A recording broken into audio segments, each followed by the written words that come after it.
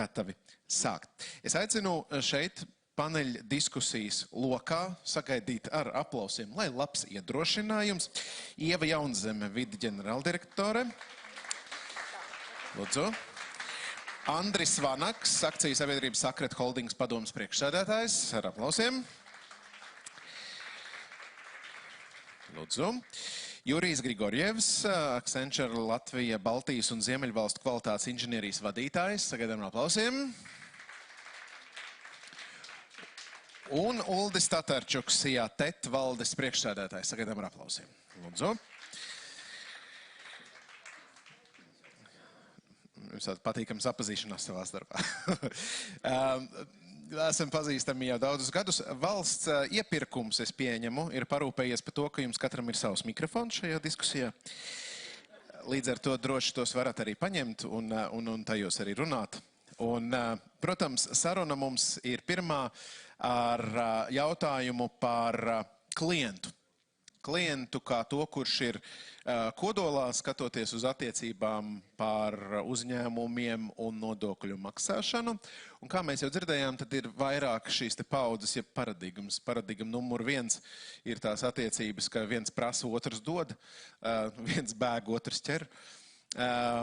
Paradigma numur 2 ir tā, kad ir klienta attiecības arī nodokļu maksātāju pasaulē, un paradigma numur 3 ir partnerattiecības.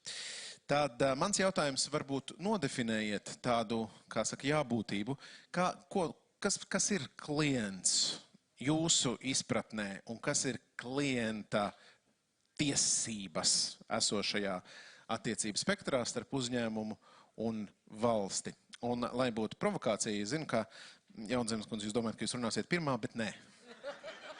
Jo šodien mēs aicināsim izteikties tagad uzņēmums, un tad jūs varēsiet savu versiju sniegt. Varbūt sāksim ar Vanagu kungu. Tad kāds ir jūsu redzējums?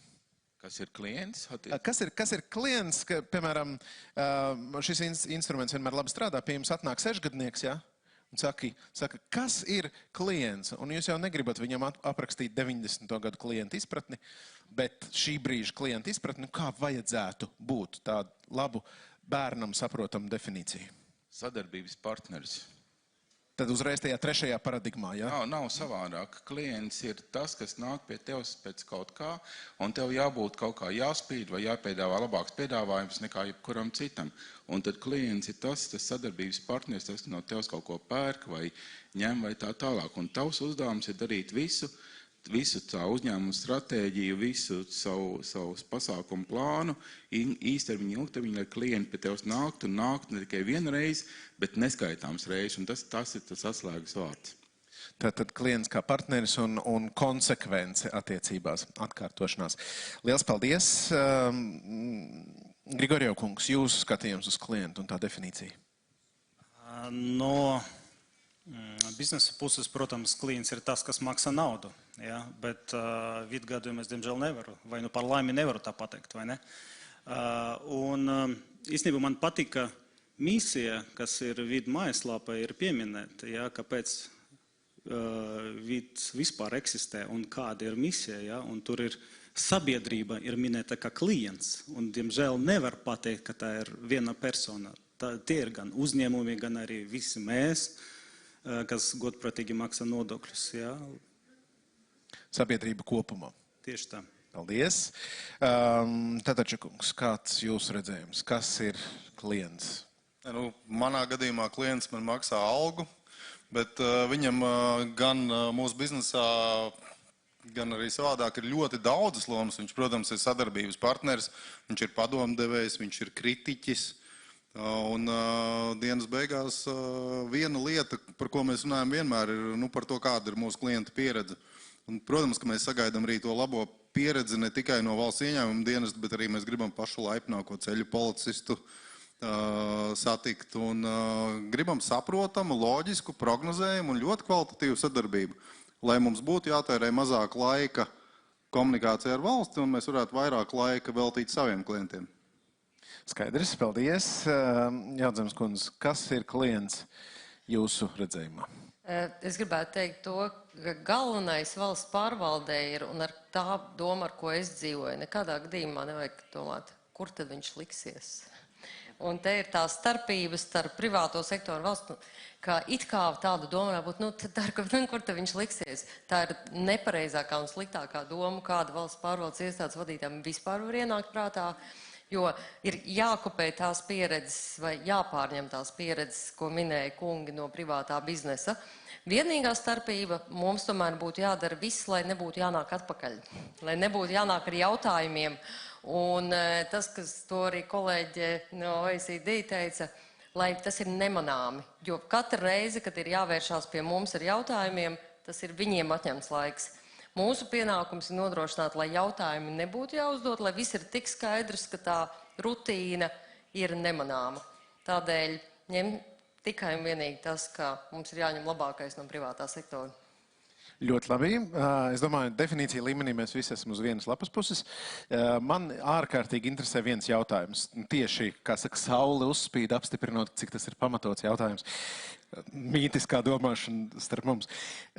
Ir biznesā pazīstams tāds jēdziens grūtais klients, izaicinošais klients, vai ne? Cilvēks, kurš varbūt ir ar savu vajadzību spektru. Šajā jomā sašaurināsim vēl vairāk. Piemēram, gadās klients, kurš varbūt nav izdarījis savu mājas darbu. Pazūd grāmatvedības ieraksti, mēdz pazust un tam līdzīgi. Kā nodefinēt to, lai ir labas klienta attiecības, tad, ja mums reizē sistēmā eksistē arī kļūdas, jo kļūda ir cilvēka dabā, un sistēmā eksistē arī ļaunprātības, jo ļaunprātība arī ir cilvēka dabā, vai ne? Abas ir klātesošas. Tad kā atrast to līdzsvaru, lai saprot, ka būs slikti, ja būs ļoti ļaunprātīgs, bet ja kļūdās, tad tomēr nevajadzētu būt kaut kādiem drausmīgiem sankciju mehānismiem. Kā atrast līdzsvaru starp labo un ļauno klientu attiecībās? Šoreiz gan sāksim ar Jaunzemes kundzi, ar jums. Es pieņemu, ka jums ir kaut kāda kazemāte, kur jūs risināt šos te jautājumus.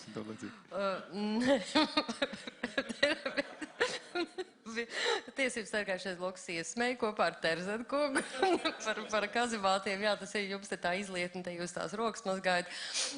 Jāsaka tā, ka man mirkli nav bijis. Jā, varbūt jāsaka tā, ka tas ir viss atkarīgs no taisnīguma apziņas, un arī man tā sajūta vienmēr ir bijusi jau tiešām no bērnības diezgan stingri izteikta, ka šiem kungiem un tiem labajiem nodokļu maksātājiem viņiem nav jāapmaksā ļaunprātības.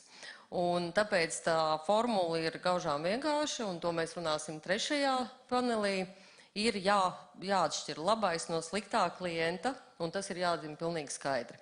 Un to dara arī privātais bizness. Protams, ir tādi sadarbības partneri, kuriem pirmkārt bez priekšapmaksas neko nedod, un otrām kārtām bez vispār vairs neko nedod.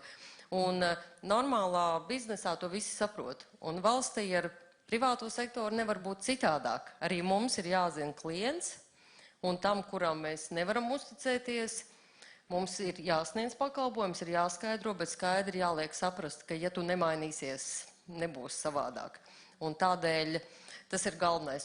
Zināt savu klientu, atteikties laipni, bet skaidri nospraust arī robežas. Paldies. Jūs redzējums? Tas ir tas, ko tikko Jaunzemes kundze teica, tas ir visa biznesa arī pamatā. Bet te ir viena lieta privātajā biznesā. Es esmu visu mūžu īstenībā pārdevējs, un savādāk tas nevarētu būt. Un izveidot uzņēmumu no nulles, bet ja tu ieej iekšā pie klienta, ko tu nepazīsti, tu jau nezini, kāds viņš būs. Viņš var būt labs, ļauns, vai pret tevi, vai pret darījumu. Un tavs tas talants vai veiksmes atslēga ir noķert to no pirmajiem pāris teikumiem un tad attiecīgi jau to piedāvājumu pārmainīt momentā savā galvā to, kā tu biji atnācis, vai tu dos, kā jūs teicāt, uz priekšapmaksu vai pēcmaksu un tā tālāk. Bet ir vēl viens par to klienti, vēl viena svarīga lieta, kas manā biznesā ir bijis un kādā veidā mēs uzņēmumu uztaisījuši sen apakaļ, jau 20 gadus atpakaļ bija, ka pats galvenais ir klients, nevis pats galvenais ir kāda tev rūpnīca, noliktavu, cik viņi smuki izskatās, kā tur lampiņas saslēgts, bet viss balstās uz pārdošos klienta apmierinātību. Un balstoties uz to, tu izstrādā visu pārējo. Tu zini, ka klienti ir no līdz dažādi veidi, un tā tev ir iekšējie drošības barjeras un iekšējie drošības filtri, kādā veidā tu atfiltrē, ko tu dari, ja ir šādas vai tādas pazīmes. Bet pats galvenais ir, ka tu visu orientē uz klientu. Nav svarīgi, vai tu sēdi mājās vai ofisā vai esi mašīnā. Tev jāmāk atbildēt, tev jāatbild ātri, jābūt komunikablam, sabiedriskam, tev jābūt pretim nākošam. Jo, ja tu būsi arī pats ar tādu ļaunumu kasti sirdī, tajā tev arī nekas nesanāks biznesā. Līdz ar to tā pirmais solis ir uzticamība, un otrais solis ir, kas nedrīkst izpalikt, ir tas, ka, ja tu redz, ka tas klients, piemēram, pēc otrā vai trešā darījuma vairs nav tik labs, dažādiem iemeslu pēc, tad tev ir arī tas tu pamani to, un brīdini to, jo tas arī jebkurā attiecībā. Ja tu vienkārši palaidīsi kaut ko, tad arī tevi izmantos, ja, sliktos nolūkos. Un tāpēc šeit arī svarīgi ierādīt, konsultē vispirms slavenais teiciens. Ja, un otrs ir lieta, tas, ko Ašeraden kungs teica, Arvil, mēs redzam, ko tu dari, ja, un tas ir šausmīgi svarīgi. Manuprāt, šī pieredze ienāca arī, es pirmreiz to saskāros Igaunijā, ka man partneri teica, Andri, mūsu nodokļu viņu vits ir tas, kas visu redz, un mums ir vieglāk dzīvot. Viņi zina, ka visu redz, un viņi zina, ja mums kaut kas tur kaut kā nesanāk vai kļūdamies, tad brīdī būs zvans. Vai arī mīļš e-mails ar kaut kādiem atgādinājumiem, kaut kā tā. Skaidrs, tātad ticēt, bet reizēm arī uzraudzīt, ja paslīd kāja, tad atgriezt uz pareizā ceļa. Ja? Labi, paldies. Jūs redzējums par šo līdzsvaru. Tad mana skatījuma tas ir caurspīdīgums. Ja? Jo tas ļauj atbildēt gan uz pirmo, gan arī uz otru jautājumu. Ja? Labā gadījumā paskaidrot, kāpēc šādi cipari parādās gada deklarācijā. Ja?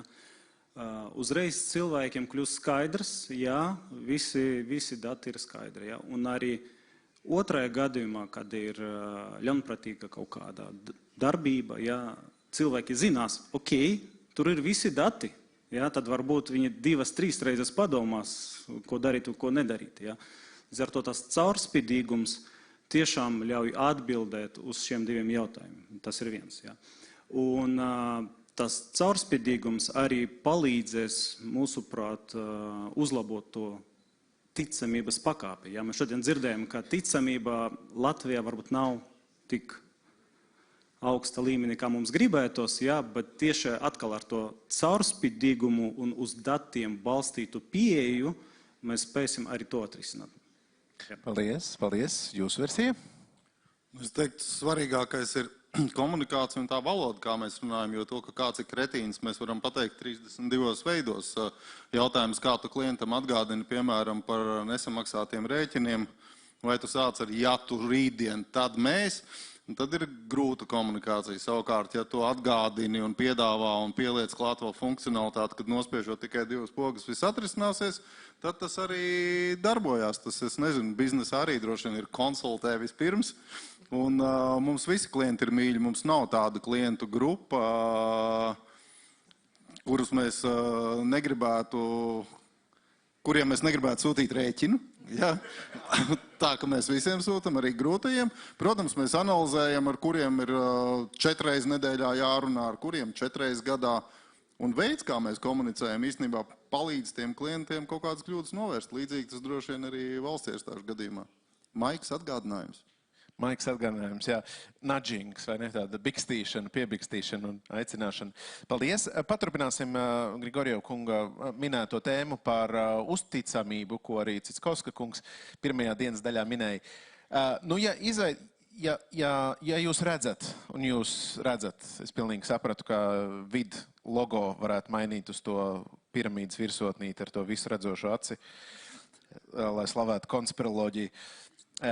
Bet jautājums ir, ja jūs redzat, ka ir baigi labs tas uzņēmums, un tas uzņēmums viņš konsekventi ir labs, vai vajadzētu attīstīt sistēmu, kurā labiem uzņēmumiem, piemēram, prasa mazāk vai padara to dzīvi vieglāku, ja?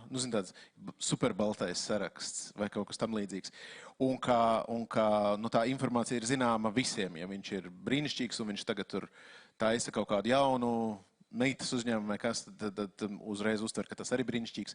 Kā tas skats? Jo mēs esam, ja vīns rūkst, tad parasti mēs to uztveram pozitīvi, bet ir cilvēki, kas arī sajūt rūgtumu sevī, un viņi saka, nu kā, es tik ilgi darbojos, man tur no sērijas 30 veiksmīgi, godīgi uzņēmumi, un nu, kā es 231. Tāpat man tikpat daudz grūtības un pārbaudas un tam līdzīgi. Kāds šeit tas līdzsvars? Vai labo, vai kaut kā vēl vairāk tā kā mudināt, vai pilnīgi pietiek, kad, ja viņš ir labs un mierīgi, tad tur viss kārtībā. Paturpināsim ar jums, jo jums visaktīvākā ķermeņa valoda šajā sakarā. Lūdzu. Jā, labi. Spoguļa nav grūti spriest, ja? Bet partnerības jautājums šeit mana skatījumā, ja? Ja ir tie labie, kas ir uz sadarbību vērsti, ja? Tad jautājums, kā mēs sadarbojamies, kāda ir tā divpusēja komunikācija, tas noteikti nevar būt, ja, un mūsu pieredze arī rāda, tas nav vienvirziena, ja, kur jums ir funkcionalitāte, pakalpojumi lietojat, un mēs pēc tam pēc visiem grafikiem skatāmies, nu jūs lietojat vai jūs nelietojat, ja. Līdz ar to šeit arī ir kāda veida mēs sadarbojamies, privātpersonas, uzņēmumi ar vidu, ieteikumi uz uzlabojumiem, ja, feedbacks par kvalitāti, ja, un tā tālāk. Tur ir vairāki tie kanāli, ja, līdz ar to mūsu skatījumā tas ir tāds tiešām potenciāls sadarbībai, un kā var lietot tos sakarus un baltus un pukainus klientus. Paldies, paldies. Kāds jūs redzējums par... Labi ideja, man šausmīgi patīk, ka ja tu esi balts, tad tu visu mūžu būs balts. Bet, jā, sadarbībā tomēr biznesā es teiktu tā, ka, protams, tu arī dala klientu līdzīgi, kā mēs te visi runājam, citam jāzvan 4 reizes dienā, citam 4 reizes 10 gados.